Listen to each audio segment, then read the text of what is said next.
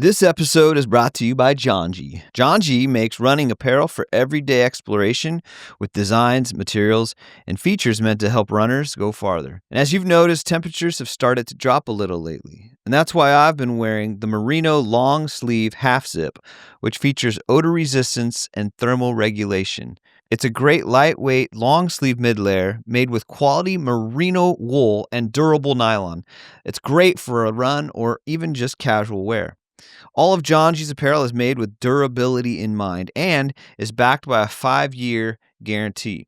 Also, they're launching their full Black Friday sale November 17th through December 1st, where they're offering up to 30% off their site, including favorites like women's pace shorts, men's trail half tights, men's and women's trail tights, and more. But if you can't wait until then, head over to janji.com today and use code CHOOSESTRONG for 10% off your order.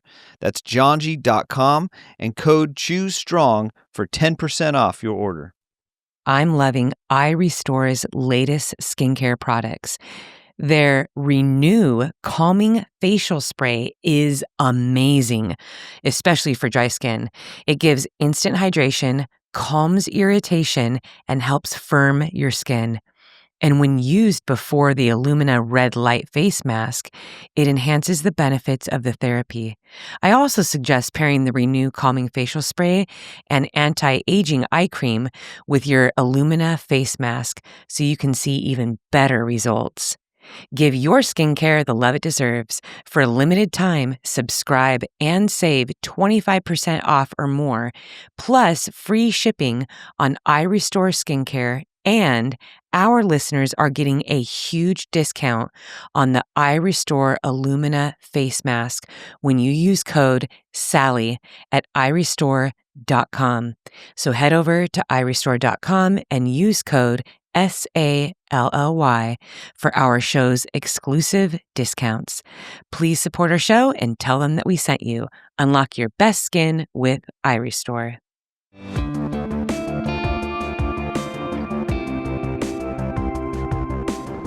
Hey, what is up, guys? This is another episode of the Choose Strong podcast, and guess who I'm here with? I am here with Sally. Sally, welcome to the show. It's great to be here, Ed. Right? It's always good to be here. It's always good to be next to you, chatting. This is really like overly formal. Chatting. Formal intro. Sometimes that's what we need. Yeah. A little formal intro. Right. Well, I mean, you don't need to hold the microphone like that.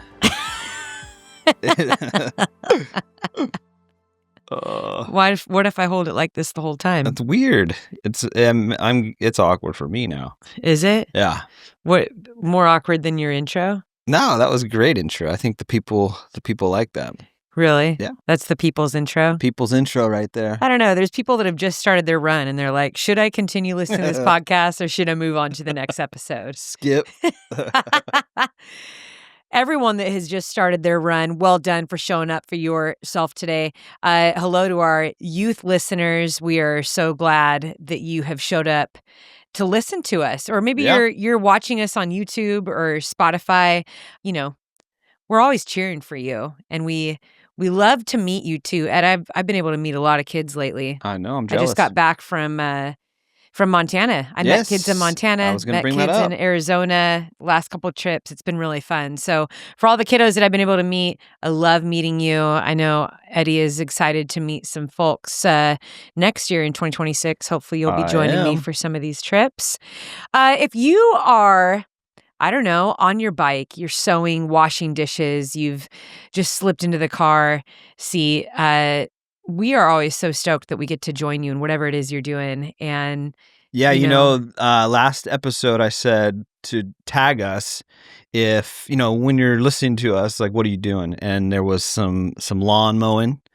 Tagged us, listened to Choose Strong while they're mowing the lawn. There was out walking the dog. Walking the dogs. Mm-hmm. There was even one that they were home renovating. She was pulling off some wallpaper. Oh, nice. Yeah. So there's quite a few of them out there listening while they're doing some random stuff. Eddie, did you bring a drink with you today? I did, yeah. What are you drinking today? What's your drink of choice? LaCroix, the strawberry peach. That's Isaiah's favorite lately. He's obsessed with that. It's good. It's pretty. We probably drink a little bit too much sparkling water in our home. I agree. Yeah. It gets an We should expensive probably habit. have stock in it.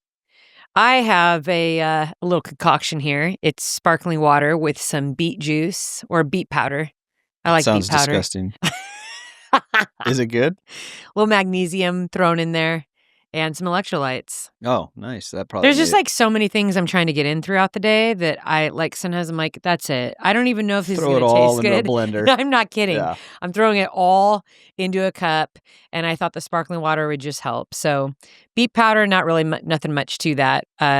Pretty straightforward beet powder. And then magnesium and some electrolytes. Yeah. I did the BPN lemon lime electrolytes just to kind of help with flavor. taste. Yes. Yeah. So I'm trying to eat an apple, an orange, and a kiwi every day. Oh, okay. Yeah. And tell me why you've chosen those 3 specific fruits. I don't know. I think they're good for you. So you think they are? Mm-hmm. Mm-hmm. So I've been eating actually a lot of candy lately, so I need to like that was one thing I'm like, if I can have an apple, an orange, or a kiwi. No, actually all 3. I'm trying to do all 3 a day, but I haven't done that yet, but I'm trying. Yeah. Apple for sure, and then if I can sneak in an orange and a kiwi, that's like a bonus. I remember one of my best friends in middle school, she told me that saying an apple a day keeps the dentist away. And so in order for us, like whenever we would have lunch, we always brought apples with us every day. Yeah. Because, you usually don't bring a toothbrush and toothpaste. And we always wanted to have clean teeth in middle school and high school because we're so self-conscious, of our appearance. So we would always eat apples as a way to like keep our mouth clean. And because it's, this crunchy, juicy. Yeah. It's a lot better to have apple stuck in your teeth than like cheddar cheese. Taco meat. Yeah. Doritos. Yeah. That's the difference between guys and girls, because junior high guys, they're like, dude, throw me down that Twinkie and it doesn't matter. Like I'm going straight to class. Yeah. I don't care about my teeth. Oh, we definitely cared about our teeth, cared about our hair, our outfits. All the things. Yeah, I went through all the phases, in and out of those phases, because I also had other phases where I was just like, I didn't care. I mean, especially when I got to college, just when you met me. Yeah. Yeah, you want to expand on that? You didn't care at all. Setting you up for a little trap, yeah? Tell me about that. Let's move on. How'd you know that I didn't care about my appearance in college, Ed? You walked right into that one. Because you'd always wear like these navy and yellow soccer shorts. Like that's interesting. You remember the color of my shorts. Remember exactly. Wow. I remember exactly what you wore. And then you wore like kind of this V-neck, white, like loose shirt. Wow. And you'd wear that quite a bit. Like every Clearly time. turned them on. Yeah. He remembers my short shorts and this loose T-shirt. That's the good combo right there. Clearly it was a winner. See you across from, the calf. I'm like, all right, there she is. Got that navy blue and white going. Yep. I used to buy the 4-pack of the Hanes white V-neck T-shirts. Yeah, see, told you. Yeah. I was mostly a tomboy in high school, and I used to wear old tuxedo pants. Yeah. With like the stripes going down the side, and I'd wear like huge Mary Jane Doc Martens, like the platform ones, with a little baby tee. Like that was what was in, like baby tees, like these little tight fitted baby tees, and then I'd wear these, Yeah, that was pretty popular. I mean, then like the makeup was like really like white and then with like dark eyes. Yeah, so that part I didn't do. You didn't do that part? I was always pretty subtle with my makeup. Yeah, I didn't know how to put on makeup. That's like I didn't. It's funny. I like thinking back, because I remember when it was time to teach Mackenzie how to put makeup on, and I am not great at putting on makeup. I've had to watch tutorials and all that, but like my mom she was pretty sick by the time I was 14. So I just like, there was just like some things that, I didn't learn how to do. And also I guess I just wasn't as interested in, because being an athlete, I was playing soccer, I was running, and I didn't have like, I actually didn't get acne till I was in college. It was crazy. So I kind of had like this baby face. So I never was super into like powder and like makeup, but I love mascara. I think every girl like loved mascara. Like I started putting that on when I was in middle school, but that was about it. Mascara and like strawberry chapstick, like the brand chapstick is still my favorite. That is really good. Yeah, but it gives you just enough tint. You know, the strawberry, I felt like gave me just enough tint in my lips, and like that was it. That's but it. I remember when it was time to teach Mackenzie how to do makeup, and she learned so much online, tutorials like on YouTube and stuff. Like I remember her sometimes like asking, "Can I do your makeup?" And she would do my makeup, and I was like, how do you know how to shade and like do this contouring and all of this? She's pretty good at it. It is pretty cool. Like I noticed there's like a older guy that's on Instagram and TikTok, and he's like I forget his handle, but it's more like a dad teaches or something like that. It's like one of those things. But anyways, his whole thing is where he goes around the house or outside. And I love him. Yeah. He's so popular. He even has like a commercial on TV now. But do you know why he started that account? Yes, I do. That's why I was bringing that up. But I think it's cool that there's things like that now that, you know, if you don't have a dad, you didn't learn something, or you didn't have a mom, you didn't learn something, like that stuff is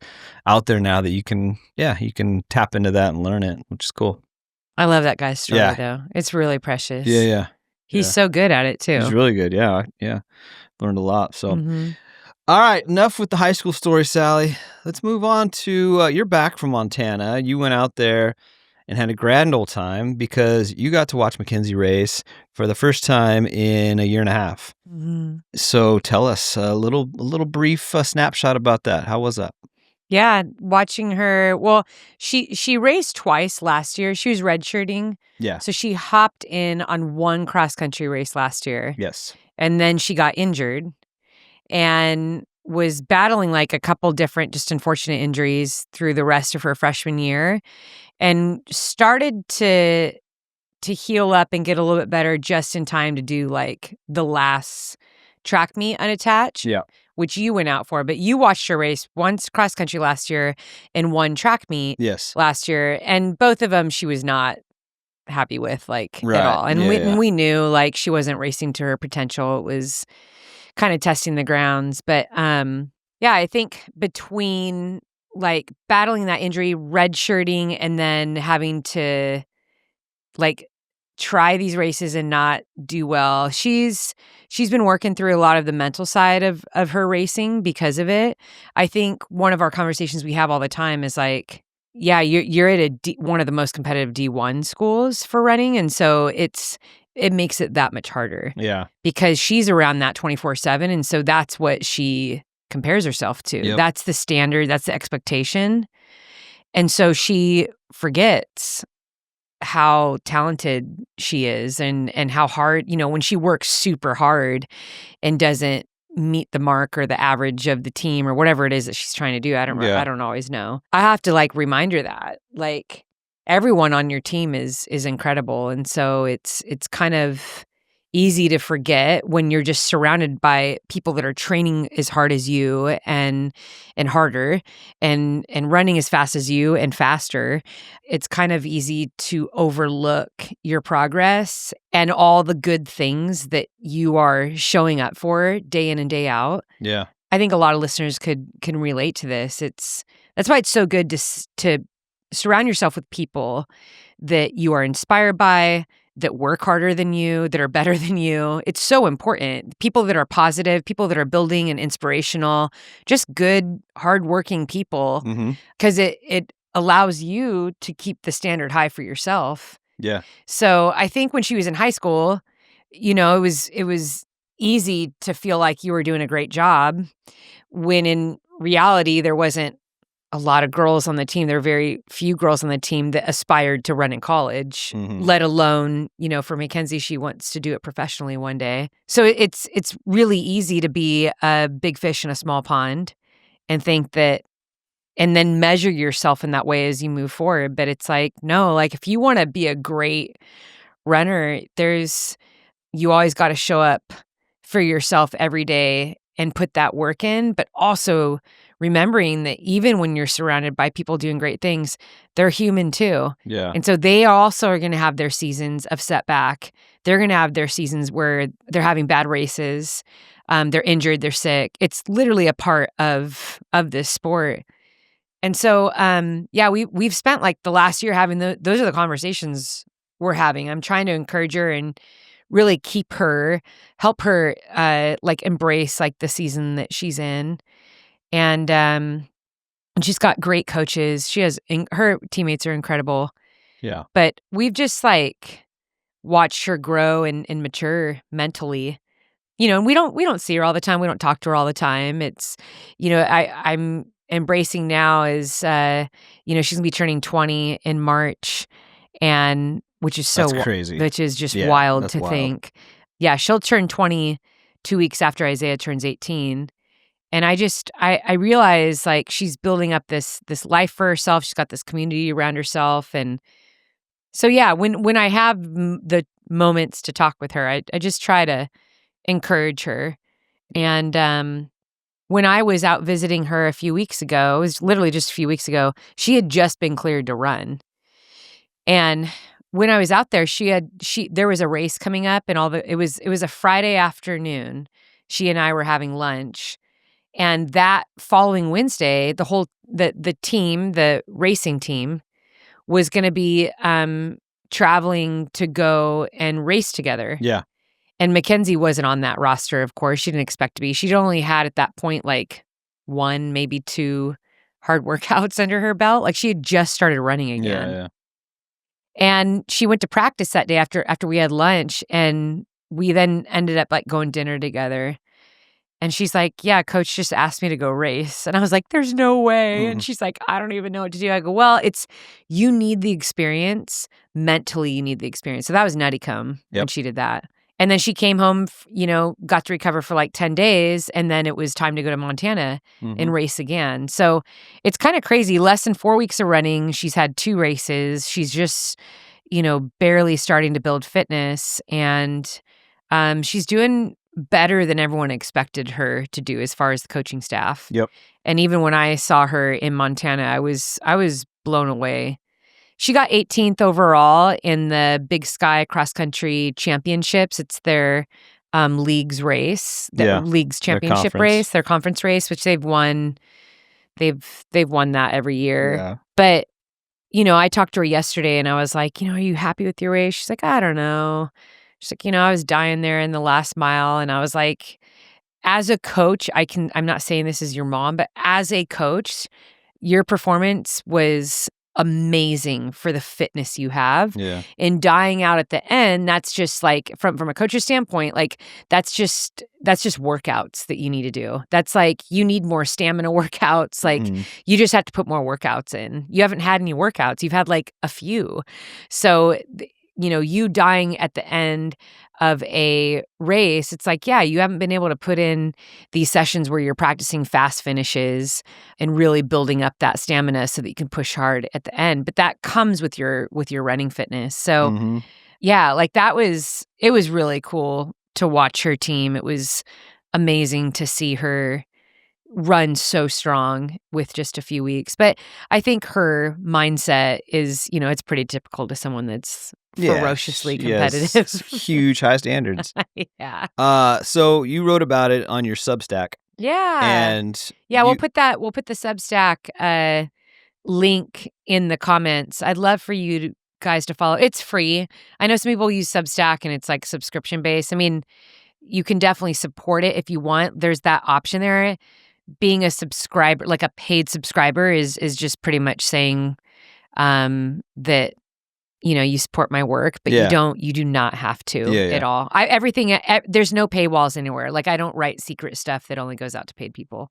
Yeah, but on your Substack post, you said, quote, I'll admit, I'm not used to college running and sheepishly don't know where I belong as a mom on the sidelines. I'm constantly asking myself if I'm embarrassing her by being there, cheering too loudly, or asking for a picture.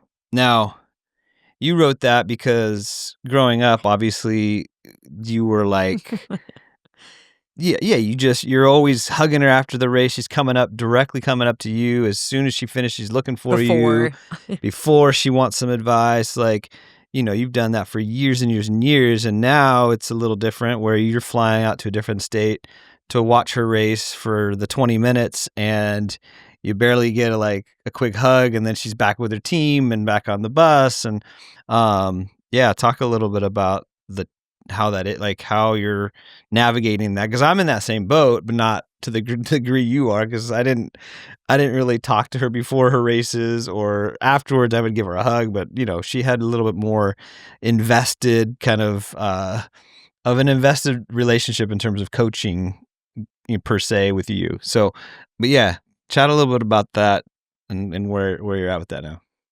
Yeah, it's hard. Yeah. I think I was pretty honest in that Substack. Like, I think the best word to describe it, I just feel awkward. Yeah.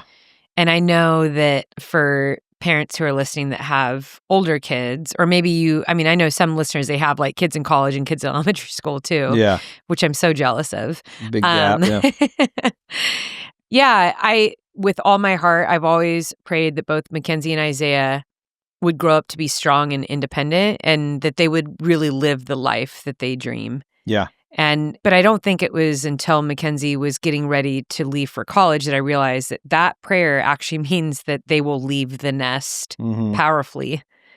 That they like I have to be okay with just really letting go and understanding, like, I'm done raising her. And now it shifts more into, I'm going to be her biggest fan, her biggest support. When life's biggest challenges come her way, or biggest decisions, I know that she knows that you and I will always be in her corner. Yeah.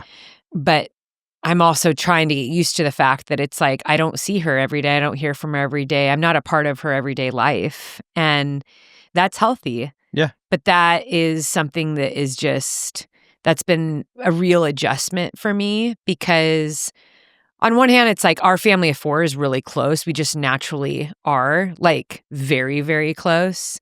Both of our kids growing up they've always had friends and social lives, but they also have had a really healthy and balanced love of just like, we're going to hang out on the weekend with our parents, like doing stuff together has always been really fun. And I think part of that too is just we're active, so it's like we try to do fun things that they would like, and we travel. And so I think as they've grown, we just are making these memories and having fun together. We enjoy the adventure of being a family of four. And so now it's just like trying to navigate this period where Mackenzie, she needs to live a life independent of us, and she is. That's what she's doing very well. And for me, there's been just a lot of days where I've like wanted to call her but I don't, or like I've wanted to text her but I don't, and just kind of letting things be, not being so, and having peace that like yesterday she called me in between her classes. So like, and I know when she calls me in between her classes, like 10 minutes, it's like, I know that's going to be a quick conversation, but I relish in that so much. And I think it's, whenever I get those moments to see her, talk to her, be around her, I'm trying just to be like the best listener that I can be. It's when kids are younger, they do need guidance. Children need guidance. They don't understand the world. They're trying to understand it. A lot of times they understand it in the way that we teach it to them. They see a lot of the world through our eyes. They understand life through watching us, observing us. I think sometimes it's easy to forget that they watch and learn about all of everything in life through us, and what we allow them to experience or watch, whether it's online or TV, whatever it is that we choose to expose them to. And so I always felt a lot of conviction in that I get this opportunity to create moments with my children that they'll remember forever if I want to. And so I'm going to do my best to create as many adventures. And that was, you remember that, like when you were your younger years in the church or teaching, like it was so important to me to take the kids on adventures. And it really has shaped a lot of their life today. Like I would take them onto the trails for hours Yeah. and get them used to just being outside and wildlife. And like to this day, both the kids like love going and watching the sunset. Mm-hmm. And they do it with their friends or their girlfriends or boyfriends, and they love to take pictures of it. And I'm like, I literally raised them. That's the most normal thing. Mm-hmm. Normal part of our growing up was walking after dinner as the sun was setting as a family, or riding bikes and watching the sunset, and going on these long hikes all over the place. And yeah, like just kind of little things like that. But I think also having that role of like, did you do your homework? Did you make your bed? And, who are you hanging out with? What time are you going to be home? And, you need to drink your water and take your vitamins. And those are like the every single day check-ins that we have with our children, trying to steer them and help them to create a good, strong life of character, of integrity, and to be good citizens. But I'm done with all of that with Mackenzie. So it's, every now and then I try to give her unsolicited advice about, she has her own apartment, so sometimes I'll be like, oh, you'd be like, when I came out, like I went and got her a few things for her apartment, and oh, you could always like try this, or, just as far as like taking care of an apartment. Like, hey, you should once in a while clean the counter a little bit. I know. But even then, it's like I'm very tactful in what I say. Yeah. Like I always try to remember to like at the end of the day, if I'm spending most of my time away from her, what is it that she's going to remember about the time I am with her? Yeah. And so if it's just me coming in and telling her you need Harping to do this on and her. that, Yeah. like it's just, she's not going to want to hang out with me. So yeah, I'm trying to shift into this space where she knows that I support her and I love her, and like if she wants advice, I need to be quiet until she asks me for it, But then there's also like family expectations, obviously. It's like when we talk about the holidays or something like that. Like obviously we expect you to be home for Christmas, Obviously, yeah. Spend time with family and extended family. I think every family can kind of understand that. But yeah, going to a race was my first time going to see a race in college. So it was awkward for me because I'm loud. I can be very outgoing and just like, especially on the course, I'm just all over the course, just hollering. And I love taking pictures and video and stuff like that. But it was interesting because I don't know if it was until the awards that I realized there was only like one or two other parents there.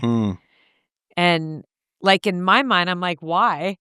Why is there not more parents here? And and these kids come from all over the country. And so it's like, on one hand, it's, you got to pay for a flight, hotel, food, a car. I mean, it's expensive, especially Bozeman. I didn't know that Bozeman was more on the expensive side of the city.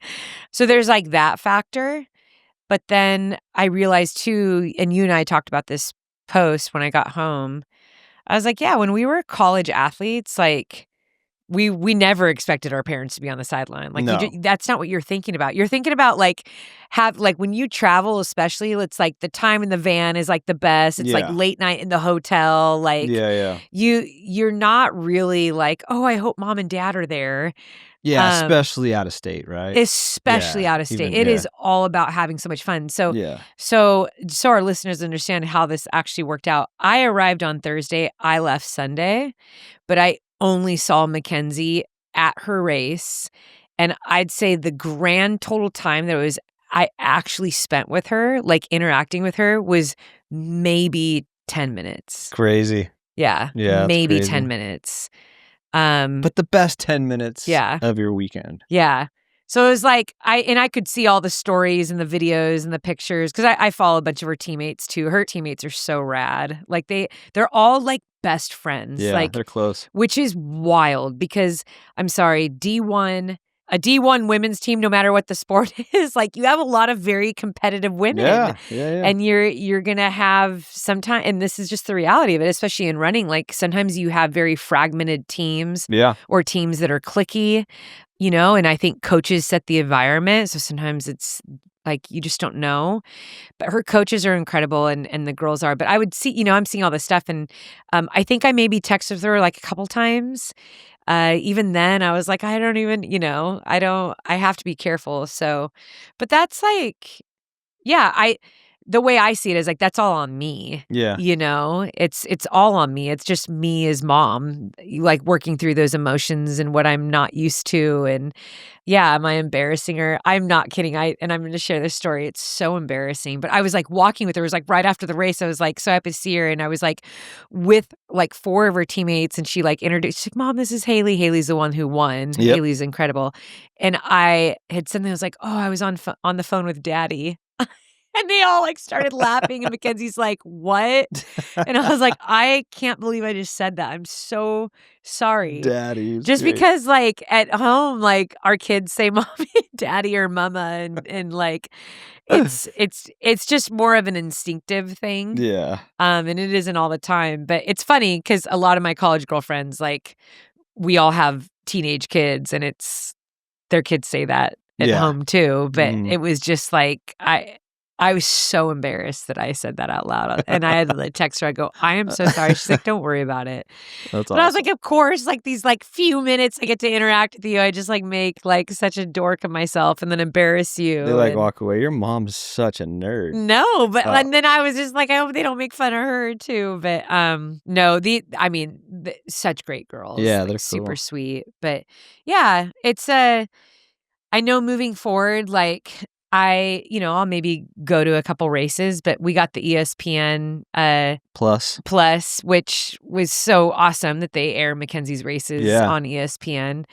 You were watching it while I was there, which is really cool. But I think Mackenzie knowing that we'll be watching from TV, like I think she's fine with that. And it doesn't have anything to do with like, it's not like we're at odds with her, like there's anything wrong. It's just she's becoming more and more of an adult and the woman that she is, like this is the healthy way for her to grow and to grow in confidence and strength.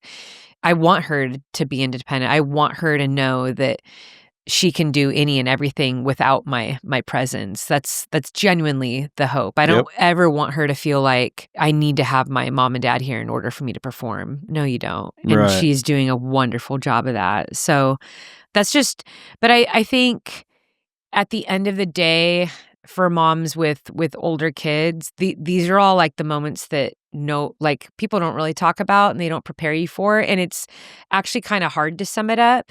Because sometimes people are like, well, you should be so proud of her. And it's like, this has nothing to do with me being proud of my daughter. Obviously, I am. Yeah. And this doesn't have anything to do with, like, I'm not a helicopter mom smothering parent. Like, that's not what that is either. I'm not like a blubbering mom that can't get through her day without, needing to control and be in contact with my daughter. It's just, it's realizing that the season that I love so much, I love being a mom. It's over when the kids move out and it transitions into something else. And I know when Mackenzie gets married and she has kids and I become a grandma, it's like, then you're in a whole new season there too. And the seasons continually change. So to our young listeners, it's who are going through it with the young kids who feel like, oh my gosh, the days are long.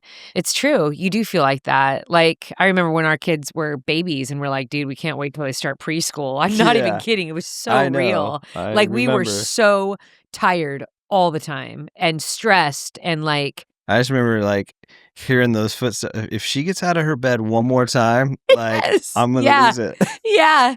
Especially when Mackenzie got out of the crib, right? Like same. I mean, and then when Isaiah came around, it was like times 10, dude. That guy's like a fireball of energy and is still that way. Same. The guy goes 100 miles an hour every day. He is my son. But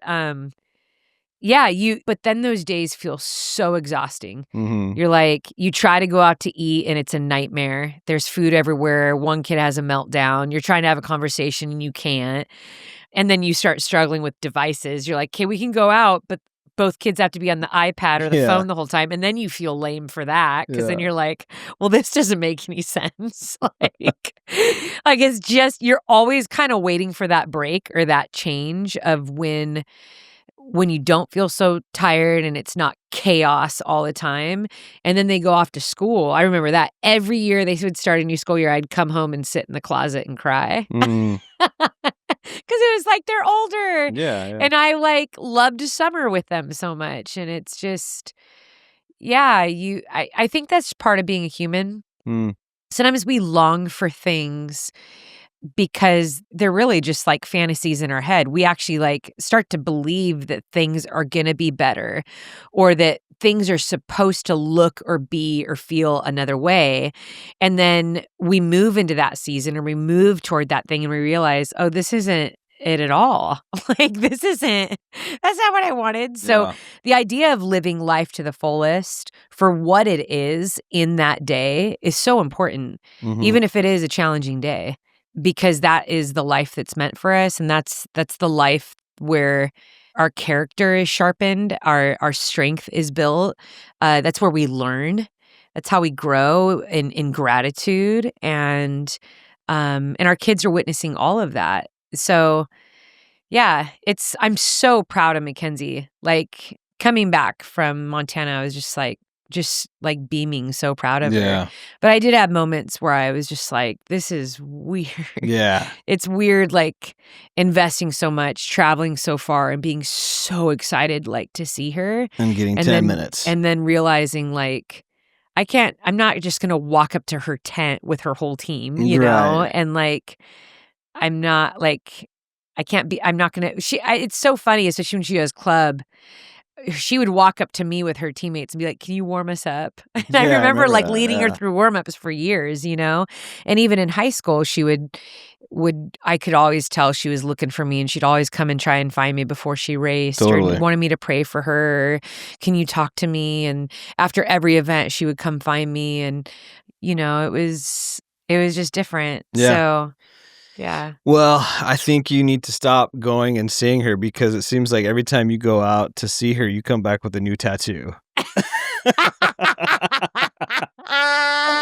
So maybe you need to kind of push pause on seeing Friends, if you are watching this, you're seeing the tattoo that I got while I was in Bozeman. And I've wanted this for a very, very long time. Just the letter M and I. Yeah. And I always wanted it where I could see it when I was running because I don't know what it is, especially when I'm racing, that like the more tired I get, the more like consumed I get with thinking about Mackenzie and Isaiah. Like I think about them so much. And for many years would have to battle. It became very real, especially when I'm low points, just stepping off because I wanted to be with them so bad. You know, I'd ask myself sometimes, like, why am I out here? Like, I need to be home with my babies. Like, I love my babies. Like, why am I doing this race? So I always thought that was really interesting. But you know, my kids have also been like my biggest cheerleaders in running. They have. It's been incredible. And maybe a part of that is, you know, Isaiah, Mackenzie, and you, they're really the only ones that have ever seen my day in and day out of training. Yeah. And so like they're so genuine in when they cheer for me and when they're like proud of me or, you know. And so I thought, well, I want to get a tattoo that's like on my wrist so that with every stride I could glance down and see that. So really simple. Nice. Just a sweet little. But I now have a tattoo from Arizona and Montana. Yeah, I know. That's what I'm saying. I don't know if you should keep following her around to all these states that she's going to. This is the only tattoo that you can actually see on me, though. That's true. That's true. The other two you can't. Yeah. Yeah. All right, so it is a cool tattoo. I'm just glad that it didn't do what you thought it was doing when you got it the next day. Remember when we saw it? Uh, I don't know a ton about tattoos, even though most people my brother's tatted head to toe.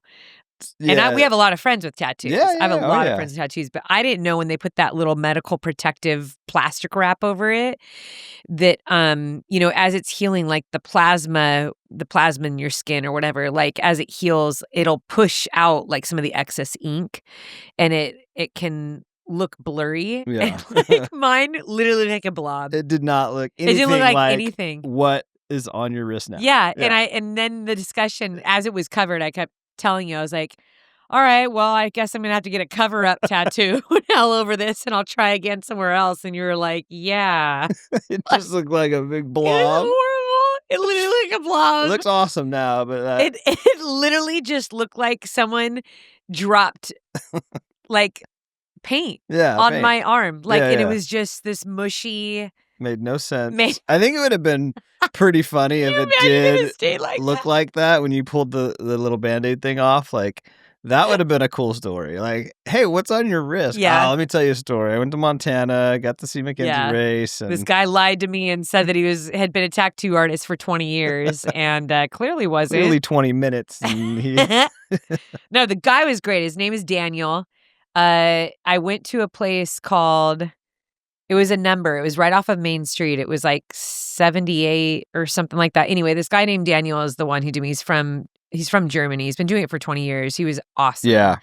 But yeah, there's something weird. So I got a line tattoo with Mackenzie on my rib cage. And I remember she and I both, when we finished, she's like, Mom, I didn't even feel it. I go, I didn't feel it either. And I know there's no shading. There's no coloring. It's just a It's line. a line, yeah. But I thought at least I would feel something. Mm-hmm. And it was the same thing with this one. Like, you don't feel it. Yeah. Like, at all. It's really weird. Like, obviously you can feel the presence of him Pushing down or something. Yeah, but I just pressure. thought, like, okay, both these things are on bone. Like, there's not a lot of fat on your wrist bone. Right, yeah. Like, it's literally on the bone. Yeah. And I just thought, yeah, I thought there would be some type of pain there or something. You're just tough. No, I'm not, though. I mean, You kind of are. obviously, if there was different colors and shadowing and scraping, I think those are the ones that are, like, gnarly. Yeah. When people have that all over their body, I'm always like, dude, that person has, like, a gnarly pain tolerance. I have no idea what that feels Yeah, like. me either. So my third tattoo is a lot bigger. Still no, like, deep colors or shading. Yeah. But even They're- that didn't hurt. I actually started laughing Yeah. when he did it, and he almost messed up. He's like, are you okay? I was like, it tickles. Because you were laughing so hard? Yeah. Why does it tickle?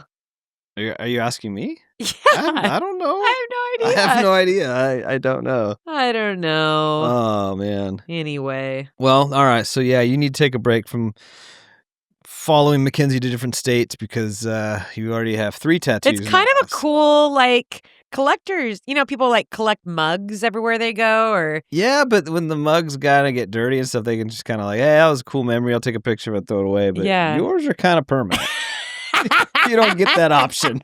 I mean, I like them all. No, so. they are. They're very cool. If you're an athlete, or if you're in that season of busy nights as a family, or if you're a planner who just likes to have everything planned out each week, Plan to Eat is for you. Plan to Eat is an app that simplifies the meal planning process so you have more time to do the things that you love, or just get the rest of your to-do list done. This app is for the DIY crowd, people who like customization, flexibility, and control. It allows you to feel autonomous and empowered through a highly customizable meal planning software. And if you're anything like us and tend to eat a lot of the same meals each month, the drag and drop function in the app is great. It makes planning the weekly dinners so quick and so easy. And another great feature of Plan to Eat is that it has a great, friendly, full-time support team that's available to help you get started with an account and answer any questions that you may have. And right now, Choose Strong listeners can save 25% on an annual subscription to Plan to Eat. Sign up for your free trial at plantoeat.com/Sally. The coupon will be automatically applied to your account and can be used when you are ready to subscribe. Valid for new customers only when paying through the website. That's plantoeat.com/Sally. When was the last time that you needed to go to a doctor but you pushed it off? Made the excuse of, I'm too busy, or I don't know which doctor to go to. I think we've all been there. Booking a doctor appointment can just feel so daunting. But thanks to ZocDoc, there's no reason to delay. They make it so easy to find and book a doctor who's right for you. ZocDoc is a free app and website where you can search and compare high-quality, in-network doctors and Click to instantly book an appointment. We're talking about booking in-network appointments with more than 100,000 doctors across every specialty, from mental health to dental health, primary care to urgent care. Sally and I are always looking for ways to get things done efficiently and quickly, even when it comes to booking our doctor's appointments. So stop putting off those doctor's appointments and go to ZocDoc.com/Sally to find and instantly book a top-rated doctor today. That's ZocDoc.com/SALLY. ZocDoc.com/Sally. Another thing you forgot to mention is that when you came home, the Dodgers Oh my gosh. are the world champs. So shout out to the Dodgers. Shout out to the Dodgers. And I sat in the Bozeman Ale House. Yeah. In the bar areas, huge ale house, so awesome. By the way, shout out to Desiree, who's one of the servers there, who came up to me. She was so sweet, so kind. But I wanted to watch the World Series, and then you and I were just texting and calling the whole time. Yeah, I sat in there on the phone. So that was the first time, because it was 2 nights in a row. Game 6 was on Halloween. Yes. And this is the first time you've been gone, that we've been on apart. Halloween. Yeah. Yeah, And I know. I was Halloween kind of for sad. years and years and years. Yeah. So that was interesting. But, it was, I got to see a lot of cute little kids come up to our door. And, I can't even remember some of the costumes. A lot of princesses and cute. Power Rangers. I know, and I They were had a lot of fun. decorated.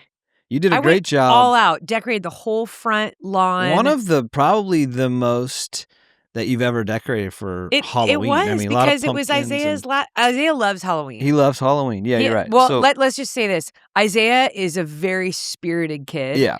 And so if there's Spirit Day at school, he's been like this ever since he's little. He is winning the award. Oh, 100% He's doing what he needs to do. Yes. He loves costumes. He loves getting dressed up. Anything that's themed. And so He's all in. Yeah. we're not like the monster scary goblin. I mean, let's be honest. Some There's of these some 12-foot gnarly- skeletons. Yeah, okay, yeah. do we need those? No, Do those we are need to be those are over the terrifying top. the sweet little toddlers that just want a piece of candy? Yeah. Those are over Little the over top. the top. I try to do more cute pumpkin patch. Yeah. Scarecrows. Scarecrows, yeah. I like to do more of like the pumpkin patch theme. Yeah. Is what I You did do. a great So job. like Yeah. scarecrows, I did cute little ghosts, like the little white lighted ghosts. Yeah, but yeah. that was it for scary. But yeah, I just thought I'm gonna go all out this year because it's Isaiah's last year at home that he'll be celebrating Halloween. So I was so excited. I had full plans to be here. Bought like the big bucket, the Halloween bucket, bunch of bags of candy. I think originally you and I said, like, let's invite your parents over. We'll do, we'll make dinner Yeah. and just like hang out and pass out candy to little kiddos. So me going to Montana was pretty last minute because we didn't think Mackenzie was going to be racing at all. No, you're right. For cross country. I was like, it's going to take her so long to build back up. Like maybe she'll race indoor. So yeah, the that Montana was trip not on the was, radar. So yeah, it was was last minute. literally, I had like 5 days yeah. to decide if I was going to go out there. So yeah, I'm glad that you were back here. You got to watch the World Series. We talked about it when I was in Montana. Yeah, we were texting back and forth, and Yeah. it was a kind of a bummer because you were like 30 seconds ahead. I was. And I was So I getting was on the play-by-play phone, and by I'm like, oh you. yeah. And And you're I'm like, what happened? What happened? I just be like, wait for it. And then be like, oh. That was really odd. Yeah, it was. Yeah. But, maybe it was because Because they were the in Canada. time zone thing. Yeah. It was just 30 seconds. I'm just kidding. All right. So Fair enough. speaking of grand decorations, I have we love the Guinness World Record stuff, right? And I found one. This has been an ongoing. I found one that had to do with a pumpkin. Oh, I love it. All right. So, Oh, was it how big a pumpkin was grown? It We did this was. last year. Yeah, we did. We talked about pumpkins last year. this Yeah. one Like is over a different. ton. Because Okay. this one, twin brothers grow the world's heaviest pumpkin of all time at 2,819 pounds. Oh my gosh. You have a picture of this? I So do, people are I seeing do, it right yeah. now? Okay. So, the twin brothers, 2,819 pounds and 4 ounces. Ian and Stuart Patton, 64, of Hampshire, England, who had been growing pumpkins for over 50 years, have come close to achieving the fall feat, but have never accomplished the Guinness World Record until this month. So their gourd, which they affectionately nicknamed Muggle in a nod to the Harry Potter series, not only broke the heaviest pumpkin record, but also the one for the largest pumpkin by circumference at 21 feet 3 inches. Oh my gosh. Okay, can I ask you this? So that's pretty big. So these aren't natural, right? They are. I don't know anything about that, but We are talked they about like this pumping before. these things with? I Because if feel like we've had this conversation. people but I work so forgot. hard to get these things to grow, wouldn't there be a whole bunch of them? I mean, Yeah, they're how? like certain seeds, I think. Right, but like, okay, here are we doing No, our I'm thing just- right now where you and I try to figure it out online and we just sound like idiots. I think we had this conversation a year ago, to be honest. But I had to bring it up because this was a new Guinness World Record. Yeah. But anyways, yeah. So props to Ian and Stuart for dropping the 2,819. 21 feet is crazy. 21 feet is crazy. Like you could walk all the way around that and not see. Yeah, it's huge. I'm pretty sure, Sal, if you put all of our pumpkins that we have outside on a pallet. No, on a pallet, but to weigh them, we would probably get close to 2,819 pounds. I did get a lot of pumpkins this year. You did get a lot of pumpkins, but I did. it I looks love cool. pumpkins. It looks cool, but one giant one would be cool too. But all right, so I thought I'd throw that in there. Anyways, I love it. all right, Sal. I'm just gonna move into some of our True Strong listeners that I want to highlight today. I got 3 of them. So the first one is from Erica Talley. She's in the Facebook group, and she said, "I did it," all caps. She said, "My first ultra is officially in the books. What an incredible experience, full of surprises, challenges, and moments I'll never forget. I pushed through every mile and made it all the way to the finish line. What makes this even more meaningful is that I'm just 11 months post ACL reconstruction on my left knee and 5 years, 11 months post my right knee ACL reconstruction. So 2 rebuilt knees, and they carried me farther than I ever thought possible." Shout out to Erica Talley. And that's pretty impressive on 2 ACL reconstructed knees. So she's on the Facebook. If you guys want to check that out, she's got a bunch of great pictures and got a nice sunrise there in the back. But yeah, that's pretty impressive. That's First ultra. That's pretty incredible. I'm so impressed. Congratulations. See, there's hope for those that have like injury. Yeah. And not only just injury, like some gnarly. Yeah, ACL gnarly is pretty significant. Yeah. To have 2 of them too. Yeah. That's Yeah, so shout out to Erica. All right, next one, Vanessa. And Vanessa wrote an email to us, and this is pretty awesome. She says, "Hey, Sally and Eddie, hope you're doing well. Just thought I'd send some love to you guys. I'm repping some Choose Strong gear. Post dog 5K yesterday." So she said the sled team, as I call them, aka Nova, who's the big black pup, she's got a picture, and then Remington, the little speckled pup, came in first place yesterday with me. The coolest and most rewarding thing about this photo is Remington broke his right femur 6 months ago and 10 months old and wasn't able to run for 10 weeks. Being a Springer puppy, it was hard to keep him down. Big sis, Nova, and I started training him back into running fitness. He ran his own very first 5K August 18th, and that we held a fundraiser for his medical bills of $10,000. And his second in September at a giant pumpkin way off. Hey, look at that, in West Virginia. This was his third 5K, and he crushed it. Next weekend, the dynamic sled team plans to double up with a 5K and a 10K trail race. Nova, the big sis, is a well-oiled machine and has ran up to 20 miles with me on training runs. Nova is 6. We can't wait for Remy to join us on those long runs. But for now, we're slowly building him up to 10 miles, and he is 15 months old. Enjoy our special day picture. Dude, so shout out to Remington and Nova, the dogs that are just killing it in those 5Ks. amazing. That's pretty cool. amazing. I love that. So You think that Bear would do a 5K? I bet He has so much he energy. would, actually. I'm not gonna lie. I bet he would. Like incredible energy. He does have a lot of energy. So fast. He's got a lot of energy when he wants to. I feel like he'll sleep a lot, but like if you like tell him, hey, we're going to go for a walk for like 6 hours, he'll be like, all right, I'm in. Yeah, I think he would be able to pull that off. So anyways, thank you, Vanessa. Shout out to your dogs. And they're good looking dogs too. All right, last one is Liz from the Chew Strong Strava group. Liz she just said, running through the leaves, happy fall. And she has a picture of her feet and all of these beautiful colored leaves beneath them. So, you know what? Shout out to fall. Shout out to the leaves turning colors. Running through the leaves. So, Liz, we appreciate you sharing that because it's a good time to be out on the trails running right now. Mm-hmm. You know? So, man, when I went out, that was in Montana. I was gonna say when I went out to Madison, I did that and it was very pretty. Did you get a tattoo when you were in Wisconsin? I did not. I thought about it, but I ended up pushing back and not doing it. You thought about it? No, I did not actually. But you're just lying to be cool. I'm just lying to try to fit in with all the tatted people right now, all right?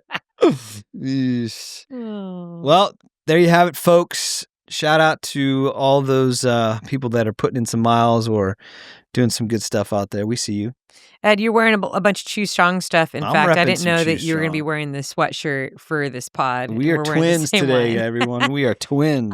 We are so stoked about the new merch that's in the shop. Yeah. First wave of orders will be going out on November 14th. So if you get your order in by November 10th, then you can grab yourself a SOAR crop sweatshirt or t-shirt. But I also added in there these designs that I created at the beginning of this year. One of them is, the name, I call it the Try Again shirt, and the other one is Let's Be Friends.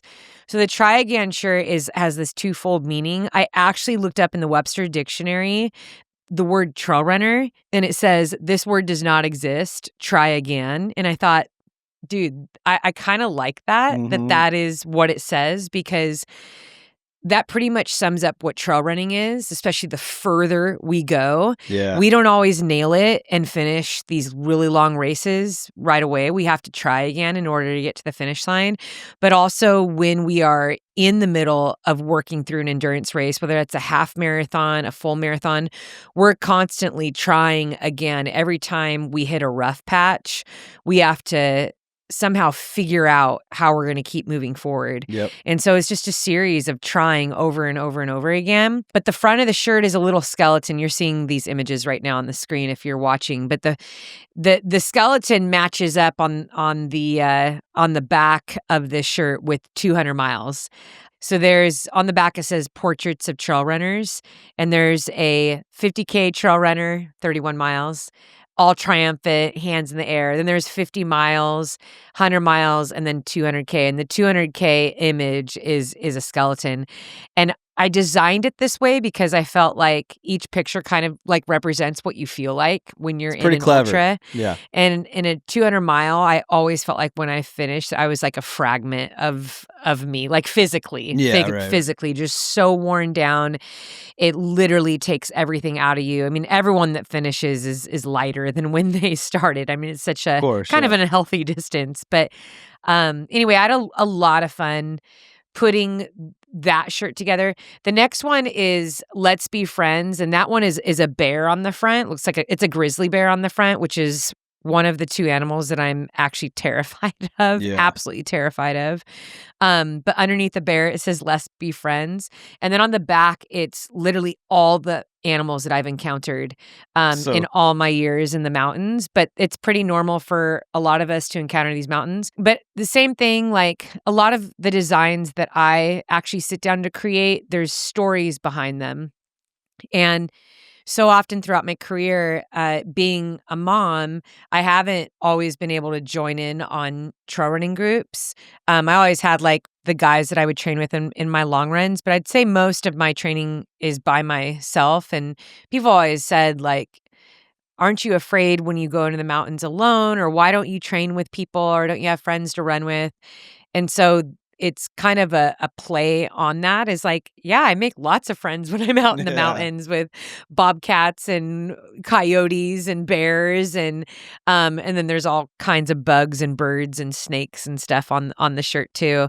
And the back of the shirt it says trail running is cool because you make lots of new friends. I like. And I think the shirt just like beautifully and comically encompasses the experience for all trail runners. It has nothing to do with like the distance. It's great for thru hikers and people that just love being outside. It's you kind of fall in love and learn how to respectfully move through the outdoors the longer that you're out there, and your fear of these things actually starts to subside. Grizzlies and mountain lions always have a very respectful fear of those things, but I'm also fascinated, with the outdoors and predatory animals. Yeah. I just think it's such an amazing opportunity and experience to be a trail runner for the things that we see and what we encounter. So, yes, these 2 shirts I put up on my site. We've already sold quite a few of them. It's been really neat to see the response to them, especially because these are my designs. So thank you everyone that has grabbed a shirt, a hat, a sweatshirt. We got mugs and tattoos and stickers and bracelets in there too. As always, the goal with everything that we put out, whether that's getting my app or getting merch or downloading a podcast or watching something on YouTube, the goal always is that we put out stuff that encourages people, that it reminds people of their strength, and reminds people of why this community is so awesome. And all this stuff goes to support our work that Eddie and I do. So as you guys know, I did a pretty big tour. Well, I guess it's more of a medium tour. I did 15 events in the last couple months, but yeah, I funded that whole tour on my own and was able to do that because of you guys. So thank you.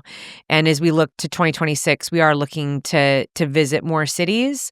And then we're also working, finally found a good editor, a new YouTube series, and then a film, which will all be released in 2026. So super excited about all this work. And so, we'll continue to push out the app, the merch, and we just really appreciate you, our listeners, for your support. It really, really means a lot to us. Yeah. Yep. Okay. All right. The next section of our episode is Sally Says. Sally, I got a couple good questions here for you. Okay. And the first one is kind of, well, there were quite a few that fall into this vein. And so this is the gist of them. So this one basically says, the balls of my feet kill during an ultra. Is this just part of it, or is it something that I can improve, or how do you overcome those sore feet while in an ultra? Yeah, so I have a few responses to this. Again, I don't know how long you've been endurance running. So like anything, we create a toughness or a callus. Like our body builds up strength and gets used to doing an activity the more repetition we put into it. So I feel like for all of us, when we first start anything, there's aches and pains that for the most part will eventually subside just because we get stronger and our body becomes more resilient, and it's like, oh, this is what we're doing. Yeah. And so those responses, the aching, painful responses, they actually start to go away because we just build up strength around it. So I know with feet can be pretty complex because everyone's different, but you have to remember you do have muscles in your feet. Mm-hmm. You have nerves in your feet. I mean, there's a lot of different. Feet are such an important part in endurance running, especially in ultras, because that's your first touch point in moving forward. So, dealing with nerve pain is very real. Metatarsal pain, that's the bones in your toes at your forefoot there. And then also remembering that just your skin, just as a whole, some of it is genetic. The elasticity in your skin, it's different. This is why we see some people get blisters all the time. It doesn't matter if they run a 10K or a half marathon or 200 miles. They'll get blisters all the time, and other people get them rarely. So there's a lot of things that kind of play in structurally, experience, how long you've been doing it, So I'll kind of just talk through a few things that will hopefully help you and help other listeners. Foot care is really important. Foot strengthening is very important. I'm a big believer in doing things standing on one foot, especially if you are barefoot or in your socks, because it allows those plantar muscles in your feet to activate and really strengthen. And so whether that's sitting in a chair and getting up and down out of the chair repetitively on one foot, there's a squat and reach, putting on your shoes, balancing on one foot. I've been doing that for a long time. In fact, I should release that exercise again. I've released it for many years, but all of these have always played into strengthening the feet and the fatigue that comes. Remember, running is basically it's balancing on one foot over and over and over again. Both feet aren't on the ground like they are when you're walking. So yeah, you could be experiencing pain for that reason. It's your body just getting used to it. On the flip side, it's terrain has a big part to do with it. So people that run in like genuinely hard surfaces even outside of like cement, whether that's granite, limestone, increasingly rocky terrain, your feet are going to get tired and in a way kind of beat up. You're almost going to feel like they're getting bruised. So as I said before, like sometimes the more that you're just out there doing that, moving on this terrain, you're going to build up that toughness. But then let's take a look at like what you're actually putting on your feet. And this is why so many different types of shoes exist. And I, even being signed with Nike for over a decade, I've always said, just because I wear Nikes, that doesn't mean that's like the greatest shoe for you. I think a Zagama is a great shoe for when you're on your feet for a long time. There's a lot of cushion in it. There's great Hokas are out there that have really good shoes. I know there's some on-running shoes. So you kind of got to find the shoe that offers you the right cushioning for the terrain that you're going to be on. And then if you are like, hey, I really love my shoe, I don't like a lot of cushioning, you can look at insoles. So one brand that I've used before is called Sole. It's Sole. And they offer all different kinds of insoles. In fact, these ones are probably like the closest to molding to your feet that you can get. So you heat them up in the oven for like, I don't know, just a couple minutes. There's like a sensor on it. So when to take it out of the oven. And then once you take it out of the oven, you put it inside your shoe and then you put your shoe on. And then as it cools down, it like molds to your foot. Again, it's not like flaming hot or anything. It's just like warm and malleable so that it can move around and mold to your shoe. But sometimes those type of insoles, they help with fatigue. They help with plantar fasciitis. They help with arch support. They help with that, pounding over and over again so that it doesn't hurt as much. So that's something that you might want to look into is just the shoes, the insoles, strengthening your feet. But I would say that unless you're injured, it shouldn't stay that way. Because it's like the first time that people run like legit running downhill in the mountains. You're going to be wrecked for several days. I remember the first time I ran down Mount Baldy, it's 6 miles, 6,000 feet of descent. I mean, I was wrecked for like 2 weeks after doing that. And then as the years went on, like I used to be able to do that most days of the week and not have any soreness at all. Like it's just amazing how our bodies adapt, how they become stronger and more resilient. Yeah, I was thinking of when I was playing guitar for the first time. Like I'd have to not play for a couple of days so my fingers would heal. Yeah, heal. And yeah, you have like indents and yeah, it was so painful the next day or two, but then you build like the callus or so it's similar to that. Yeah, you get the calluses on the end of your fingers, but yeah. All right, sweet, nice. All right, let's go to the next one. Okay. What's the probability that Eddie will ever run an ultra? I think it's actually high because it if I'm allowed to say, Ed, it's been a discussion a couple times in the last like 6 months. Yeah, we've definitely discussed it. Yeah. Yeah. I think the probability is high based on the facts that I tell you about it being so different from the road marathon, that it is more of an adventure. Like 50Ks, you also have like way more time to finish a 50K than you do a road marathon. Yeah. I mean, there's some 50Ks have like 10, 11 hour time cutoffs, which are, and the aid stations, and I think the community. I know that you've been wanting to experience that for yourself, having been out there at so many races, just crewing me. I know you love the trail community. Mm-hmm. So I don't know. That's just like my guess from the conversations we had. I could not say when or even what race or like what year though. But I don't feel like I've been met with being shut down or pushed back when we talk about it. Then the follow-up to this question, someone asked, what if Mackenzie asks him? If What's the probability then? Mackenzie asks him, well, if Mackenzie suggests it, then the 100% yes, he will, and he'll even sign up for the race that she picks. Yeah, well, what if she was like, hey, Dad, I'm going to run a 50K. Then you are so competitive. Let's run. That you're like, well, you're not doing one before me, and I will beat you. There's no way I'm beating her ever, though. Let's just be honest. She's pretty crazy in the mountains. All right. So last one, what is your best advice on getting started with ultra running for a beginner? This is not my question coming off that last question. This is, someone wrote this. What's your best advice? Someone wants to get started with ultra running. What do you say to them? I can't answer that. Just I'm like, so, and maybe that's just the coach comes out in me. It's like, I want to know like 10 things about you first. Gotcha. So is this like, you don't run at all?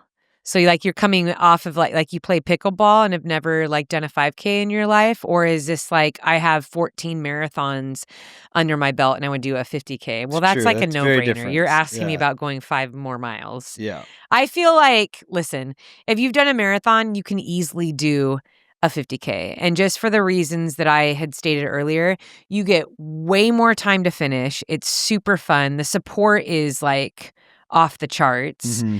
The aid stations are very different from road marathon. The experience is just so different. And I think asking your body to go 5 more miles is like, you absolutely can. That's like that's the equivalent of asking yourself if you've run 8 miles, like, do you think you could do 11? It's like, well, yeah, I can go a few more miles? You absolutely can. But I think when it comes to jumping from like a half marathon to a 100-miler, it's like, well, I'd want to know some things about you first. And a lot of that starts with just goals. When people come to me and they're like, I just want to know that I can do it. As long as I can make it to the cutoff, that's just a completely different mindset, in my opinion. Yeah. Whereas someone who's like, hey, I want to run a sub 24 and it's, a course. And then I'm like, well, what course is it? Because it's like, if you're going to do like a 24-hour race around a track, well, dude, that is like, we can get down to the like minute in structure and calculations. Let's pull out the spreadsheet for that. Because then all we're doing is saying, hey, this is what you need to do every hour. This is roughly the pace that you need to keep. You can absolutely let's break this down, right? So when someone says, hey, I'm going to do this 100-miler and there's 28,000 feet of climbing in it and I've never done an ultra before. Do you see what I mean? I think that's totally. This is probably like one of the reasons why sometimes ultra and trail is so confusing for people, and even from the outside. When you're in it, it doesn't feel like it, because we also understand that as ultra runners, like our greatest strength is the ability to be flexible and just figure things out on the fly. Like if you have fitness there, overall fitness, like it is crazy what people will sign up for.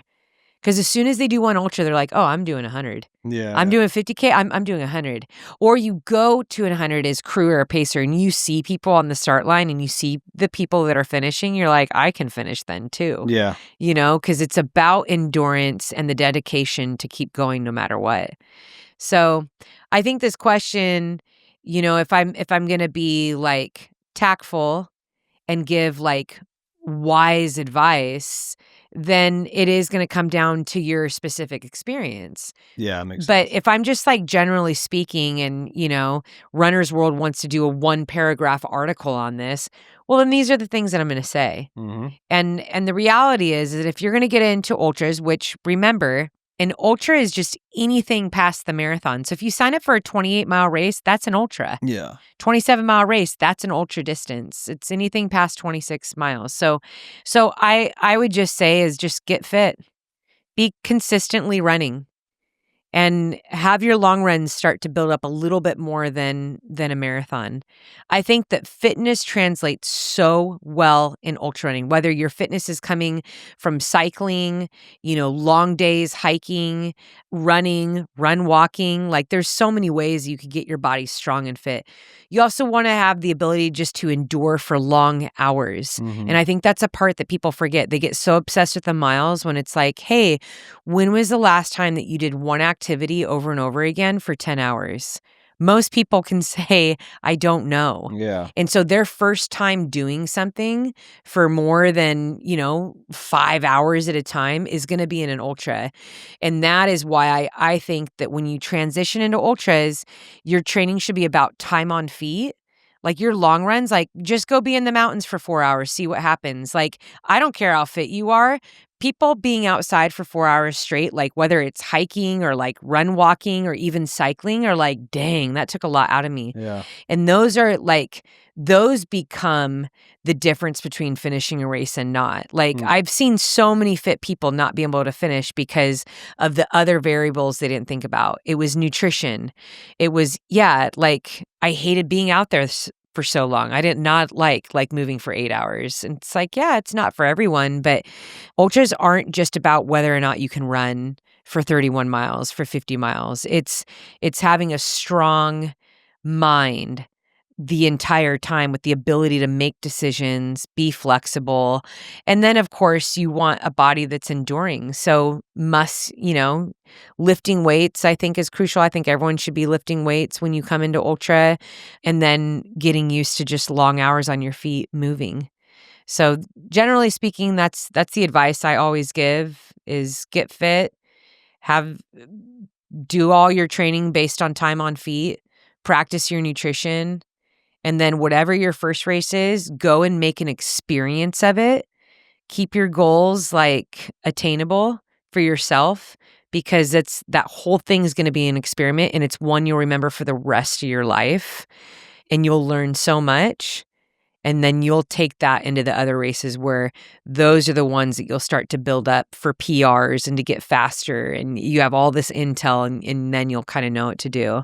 Yeah. But if this was coming from, a well-seasoned, 240 marathoner that's like, hey, I want to race a 50K, we would be having a different discussion. Totally. So these questions are sometimes hard for me. If people, when they write in, if you have questions like that, give me background on you, and then I can actually speak more specifically to you.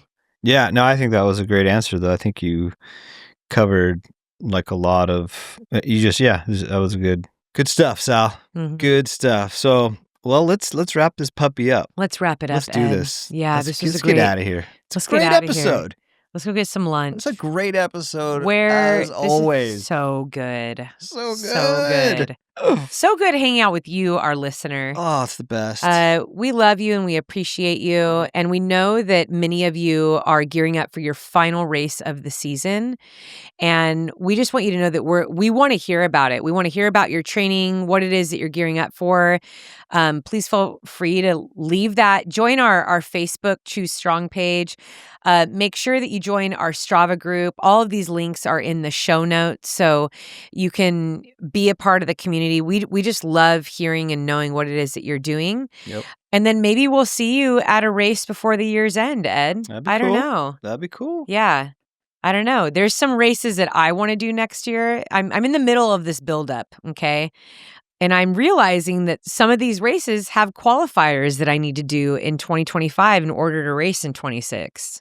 2025 is running out, so it's running out, and I don't know if I'm going to be able to do any races this year, but I don't know. Hey, it's running out, but there's still a lot of time. There's still a lot of time. Honest. And sometimes I do crazy things, Ed. Really? Sometimes I sign up for really crazy things in order to achieve things that I want to do down the road. Yes, I've noticed. I've got a track record. So friends, we're going to end this with just, you'll just kind of be guessing, will I be racing in 2025 or not? I had not planned to, but according to a lot of these races I want to do next year, if I don't have a race, then I'm not racing. And I have some decisions to make. What is that going to look like for Sally McRae? 5K turkey trots count? They don't. No. Really long races count. Okay. Not even 50 milers. Because I had an idea, but that's not going to work. I've got to do like 100K, 100-mile efforts. So hopefully my surgeon's not listening to this. I will say this, though. My knee is feeling great. The discussion I had with Eddie this morning was how it feels right now is like that's the new normal for me, and that's how it'll always be. So like my meniscus is repaired, but meniscus doesn't grow back. Yeah. So that's kind of sad. Yeah. Yeah. So now it's me like embracing and interacting with this is what you will always feel. And I can deal with that. Sure. But it's going well, and I have chosen to do a very, very mild build back. So I've only been running like every other day or every 2 or 3 days. When I was in Montana, I ran, 2 or 3 days in a row, and the paces were so slow for me. Yeah. A lot of walk running, little run intervals. But in my mind, it's like I could be running more. I could be doing some more mileage, and I know I would be fine. But I'm choosing to just build back very slowly. And it's been great because every day that I wake up and I'm pain-free, and every day that I'm running, I'm pain-free, I know I'm doing this right. Yep. So I haven't been running in pain. I'm not like my knee isn't swollen. It's all progressing really well. So, I have 10 weeks to find a race that's really far, and it might not happen. So we'll see, but that's how we're going to Shall see. That's how we're going to end this episode. There's people still running. There's people still watching us, and I'm waving at you. I'm just going to go ahead and wrap it up here. Yep. We love you. We appreciate you. We hope that you have a wonderful week. We hope that as you move toward the holiday season, the busy season, parents, we see you. We love you. You're doing a great job. We know it gets really busy socially with the kids and all the projects and all the holiday things. We got in-laws coming in, and sometimes that's a wonderful thing. Sometimes it's not a wonderful thing. And we got vacations, and then there's the financial stress that comes with all of it. I'll tell you what, we are right there with you. We're cheering for you. Take it one day at a time. And remember to keep choosing strong in all you do.